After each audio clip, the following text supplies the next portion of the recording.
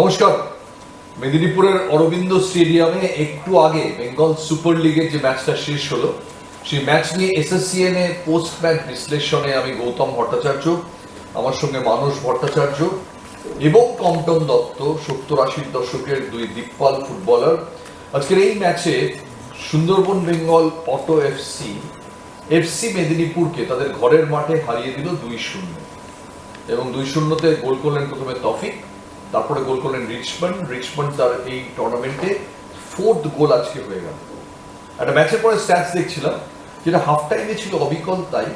56% বল position হচ্ছে FC Medinipur আর 44% হচ্ছে Sundarban Bengal auto FC. কিন্তু ইন্টারেস্টিং, গোলের শট হয়েছে সুন্দরবন যেখানে শট নিয়েছে 13টা, সেখানে মেদিনীপুর শট নিতে পেরেছে 5টা, আর ওই 5টার মধ্যে আবার একটাও টার্গেটে নেই। সুন্দরবন যেখানে শট অন টার্গেট 5টা, মেদিনীপুর সেখানে 0। এর থেকেই হয়ে আছে দুটো টিমের কি তফাৎ। এবং আজকে জেতার পরে এমনিতেই লিগ টেবিলের শীর্ষে ছিল সুন্দরবন। মেহতাব হোসেনের প্রশিক্ষণ পুষ্ট এই টিম, যায় টুর্নামেন্টে হয়তো ফেভারিট দেখা যাচ্ছে, অন্যতম ফেভারিট, তারা আজকে আরো 3 পয়েন্ট পেয়ে 4 ম্যাচে পেয়ে গেল 12 পয়েন্ট, আর মেদিনীপুর একে নিচে পড়ে থাকলো। আমি মানস ভট্টাচার্যকে যে প্রথম যাচ্ছি, এই টিমের অনেক ফুটবলার আপনার খুব পরিচিত, তার মধ্যে আকিব নবাব, যিনি এই টিমটাকে একটা বলতে গেলে প্লে মেকিং এর কাজ করছিলেন, তিনি খেললেনই না আজকে, তা সত্ত্বেও কম্প্রিহেন্সিভলি জিতে গেল সুন্দরবন। দেখো, এই দলটার মধ্যে একটা বাঁধনি আছে, যেটা লক্ষ্য করেছি। প্রথমার্ধে খুব আর্লি তারা 2টো গোল পেয়েছে এবং 2টো গোলই ডিফেন্সিভ ল্যাপসে, সেটা আমরা বলেছি। এবং দ্বিতীয় গোলটার ক্ষেত্রে রিচমন্ড যে দক্ষতা দেখিয়েছে, ওর চেস্ট ট্র্যাপটা আমার ভীষণ ভালো লেগেছে। এবং দুজন স্টপার একই লাইনে ছিল, সেখান থেকে বেরিয়ে এসে ও বাঁ পায়ে গোলরক্ষকের বাঁ দিক থেকে জালে রেখেছে, অনবদ্য গোল। এরকম চেস্ট ট্র্যাপ কলকাতা ময়দানে কার ভালো ছিল? সাবির আলী? না, দেখো, আমাদের টাইমের কথা যদি তুমি বলো বা পরেও যদি বলো, যারা স্ট্রাইকারে খেলেছে অ্যাটাকিং পার্টে বা মাঠে, প্রত্যেকেরই চেস্ট ট্র্যাপটা খুব ভালো ছিল। চেস্ট ট্র্যাপের সবচাইতে বড় অ্যাডভান্টেজ, তুমি যদি সেকেন্ড টাচটা খুব দ্রুত করতে পারো তাহলে কিন্তু কাজ হয়। আজকে যেভাবে ও গোলটা করেছে, কোনো বাধা পায়নি, তো আশেপাশে কোনো খেলোয়াড় ছিল না, ও দেখে শুনে বলটাকে জালে রেখেছে। আর খেলাটা যেটা হয়েছে, তোমাকে বলতে পারি, তুমি যে পরিসংখ্যান দিচ্ছিলে, পরিসংখ্যান দিয়ে তো সবসময় খেলার ইয়েটা বিচার করা যায় না, কিন্তু সবচাইতে খুব ইন্টারেস্টিং জিনিস যেটা তুমি বললে, টার্গেটে বলটা রাখা, একটা বল টার্গেটে রাখা, সেটা কিন্তু অনেক বেশি মেহতাবের ছেলেরা করতে পেরেছে। আর সেকেন্ড হাফটা আমার যেটা মনে হয়েছে, কিছুটা রিল্যাক্স দিয়েছে ওরা, রিচমন্ডকে তুলে নিয়েছে, ওদের ভালো প্লেয়ার, যে মেন প্লেয়ার। আর আজকে তুমি যার কথা বললে, রাকিব নেই আজকে দলে, আজকে তাকে রেস্ট দিয়েছে প্রথম থেকে। তো সেদিক থেকে বলতে পারি, জয়ন্তর ছেলেরা পাসিং ফুটবল খেললেও গোল করার ক্ষেত্রে সেই দক্ষতা দেখাতে পারে। আমি কম্পন দত্তর কাছে আসছি, যিনি 70-এর শেষ দিকে এবং 80-র দশকে মোহনবাগান এবং ভারতীয় দলের রক্ষণে একটা মূল কাণ্ডারি ভূমিকায় কাজ করতে পারে। আজকে এই যে টিমটা, মেদিনীপুরের ডিফেন্স দেখে কি মনে হলো যে জয়ন্ত সেন নিজেকে প্রমোশন করে এতগুলো ম্যাচ হয়ে গেল, সামহাও মেদিনীপুরের ডিফেন্সটা তৈরি হচ্ছে? দেখো, একটা জিনিস আমি তোমার ভেরি সিম্পল, ফুটবল খেলায় 4টে ডিপার্টমেন্টের ফাংশন থাকে। একটা হচ্ছে গোলকিপার, একটা হচ্ছে ডিপ ডিফেন্স, একটা হচ্ছে মিডফিল্ড বা গেম মেকিং জোন, আর একটা ফ্রন্ট লাইনার। এই 4টে ডিপার্টমেন্টের কম্বাইন্ড ওয়ার্ক একটা টিমের বেস্ট পারফরমেন্স বের করে আনতে সাহায্য করে। কিন্তু আজকে যেটা তুমি বললে মেদিনীপুরের ব্যাপারটা, 4টে ডিপার্টমেন্টেরই একটা আলাদা আলাদা ফাংশন আছে, কিন্তু গোল দুটোর ক্ষেত্রে মানুষও বলছে, আমিও বলছি, তুমিও দেখেছো, সবাই দেখেছে, এক totally defensive laps. Defence organisation বলে আমরা একটা ভাষা জানি, how to organise the defence. একটা বল তো মাঠের মধ্যে একটা ঘোরে, আর প্লেয়ার 11-22টা ঘোরে, এবং খেলার সিচুয়েশন অনুযায়ী, according to situation of the game, আমার ডিফেন্সিভ অর্গানাইজেশনটা কী হবে, বা at the time of attack আমি কিভাবে ফাংশন করবো, how to build up the attack. তো এগুলো আমরা সবসময় শিখে এসেছি। কিন্তু আজ যেটা জয়ন্তর ব্যাপারটা দেখলাম, জয়ন্ত কোচ, আমার মনে হয় ও হয়তো শিখিয়েছে, প্লেয়াররা শিখতে পারেনি, সেটা প্লেয়ারদের দোষ। এই যে ডিফেন্সিভ অর্গানাইজেশন যেটা আমরা দেখলাম ফার্স্ট গোলের ক্ষেত্রে, একটা সেন্টার সিম্পল একটা বল ফার্স্ট গোল না। পিকে ব্যানার্জি কোচ এরকম একটা গোল ডিফেন্ডার বাইরে এই পায়ে দিয়ে দিয়েছে, কি হবে ড্রেসিং রুমের? ফার্স্ট কথা, ও আর জীবনে খেলার স্কোপ পাবে কি না আমি খুব সন্দেহ, কারণ এরকম আমি মোহনবাগান প্লেয়ার নাম বলতে চাই না এখানে, একটা ভলি মিস্টেক করেছিল বলে হাবিব দাস সুযোগ পেয়ে গেছিল গোল করার, যে করেও গোল হয়নি, কিন্তু সেই প্লেয়ারটি আর ঘুরে দাঁড়াতে পারেনি, কোনো দিন একটা ম্যাচ খেলার সুযোগ পায়নি। কিন্তু আমাদের সময় হলে ড্রেসিং রুমটা যেই রকম উত্তপ্ত হয়ে থাকতো, সেটা তোমরা শুনলে হয়তো লজ্জা পাবে, গালাগালিতে ভরে যেত, আর বকাবকি তো আছেই, কিন্তু প্লেয়াররাও সেরকম ছিল, ওবিডিয়েন্ট, কিছু কিছু ছাড়া সে মেনে নিত।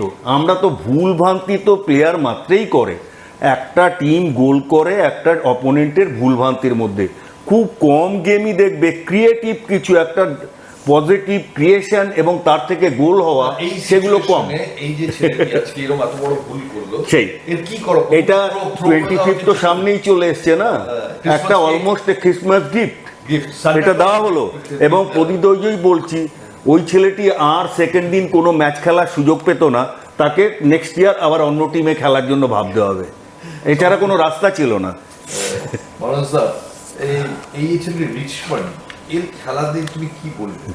কারণ এই ছেলেটার মধ্যে যথেষ্ট ভালো বল টাচ আছে, গোলের জায়গাটা ভালো আসতে পারে, এবং সবচেয়ে বড় ব্যাপার হল যখন গোলের শটটা মারে লক্ষ্যটা স্থির রাখে। আজকে যে প্রথম যে একটা গোল করেছে, প্রথম গোলটার ক্ষেত্রেও ওরই অবদান, ওরই শট ক্লিয়ারিং করতে গিয়ে ক্লিয়ারটা ঠিকমতো করতে পারেনি, যেটা কম্পটন বলেছে, অনেক জোরে মেরে বাইরে করতে পারতো, কিন্তু ওর ক্লিয়ারেন্সটা ওর প্লেয়ারের গায়েই লেগেছে। ওর তো দেখা উচিত ওর সামনে একটা ডিফেন্ডার আছে, ওরই প্লেয়ার রয়েছে, তার গায়ে লাগতে পারে, সুতরাং আরও দূরে পাঠাতে পারতো। সেক্ষেত্রে তৌসিক যে কাজটা করেছে আমি ওর প্রশংসা করব, ও বলের ওপর নজর রেখেছিল এবং গোল করেছে। আর রিচমন্ডের কথা তুমি যেটা বলছো, ছেলেটার খেলা আমি আগে দেখেছি, ছেলেটা গোল করতে খুব দক্ষ, হেডিং কোয়ালিটিও খুব ভালো, ও কিন্তু আরও দুটো গোল করতে পারতো, আজকে মিস করেছে, একটা হেড মিস করেছে আর একটা শট মিস করেছে, যেখান থেকে ওর আজকে হ্যাটট্রিকও হয়ে যেতে পারতো। এই ছেলেটা একটা বড় অ্যাসেট আমি বলবো, এবং নাকিব যখন এই দলে সংযোজন হয়, এই দলে সুপ্রিয় পণ্ডিত বলেও একজন খেলোয়াড় রয়েছে, অত্যন্ত গতিশীল ফুটবলার।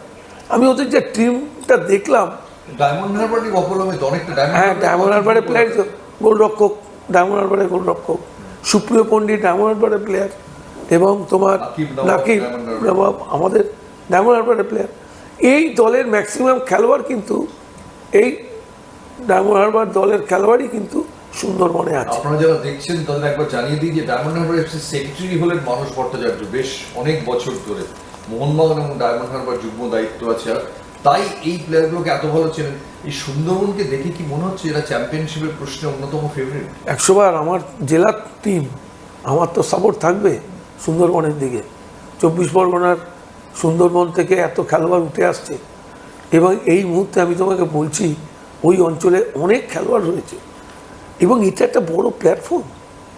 এই বিএসএল এই যে শুরু হলো, এই যে তরুণ খেলোয়াড়দের কাছে এটা একটা বড় প্ল্যাটফর্ম, যেটা কম্পটনও বলেছে, এরা যদি এটাকে ইউটিলাইজ করতে পারে, আগামী দিন যদি তারা আরও সুন্দর করতে চায়, তাহলে কিন্তু এই প্ল্যাটফর্মটাকে তাদের ব্যবহার করতেই হবে। আমি গমন দত্তর কাছে আসছি, খুব সংক্ষেপে সময় কমে আসছে। আপনি জেলা ছেলে নন, আর শহর কলকাতা থেকে, কিন্তু ওই সময় যারা জেলা থেকে আসতো তাদের মধ্যে ক্যানিং থেকে কি ফুটবলাররা আসতো?